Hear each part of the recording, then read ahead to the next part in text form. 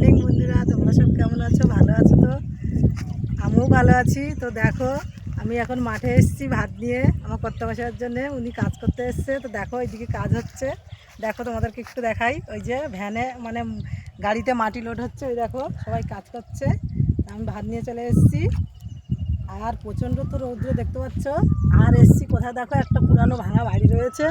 ওই বাড়িটা নাকি ভূত বাস করে শুনি, ছোটোবেলা থেকে শুনি এই বাড়িটা ভূত বাস করে। কেউ নেই, ঠিক আছে, সব ছেড়ে চলে গেছে লোকজন, এখানে কেউ বাস করে না, দীর্ঘ বছর ধরে পড়ে আছে, ছোটোবেলা থেকেই দেখছি। আর দেখো মাঠে রৌদ্রে গরুগুলো কীভাবে দাঁড়িয়ে আছে, ওদেরও কষ্ট হচ্ছে রৌদ্রে। আর ছাগলগুলো দেখতে পাচ্ছ সব ছামায় গিয়ে গাছের ছামায় বসেছে।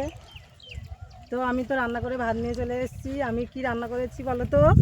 তোমার হচ্ছে সজনে ডাঁটা, টমেটো, আলু, মাছ করে রান্না করেছি, আর বেগুন আলু মাখা করেছি সকালে। তো দেখো ছাগলগুলো কীরকম ছামায় গিয়ে বসেছে দেখো।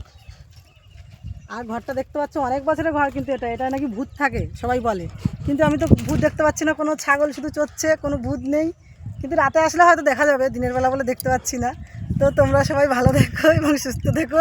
আর বাইরে বেরোলে অবশ্যই ছাতা নিয়ে বেরিয়ে, দেখতে পাচ্ছি তো কত রৌদ্রের তেজ।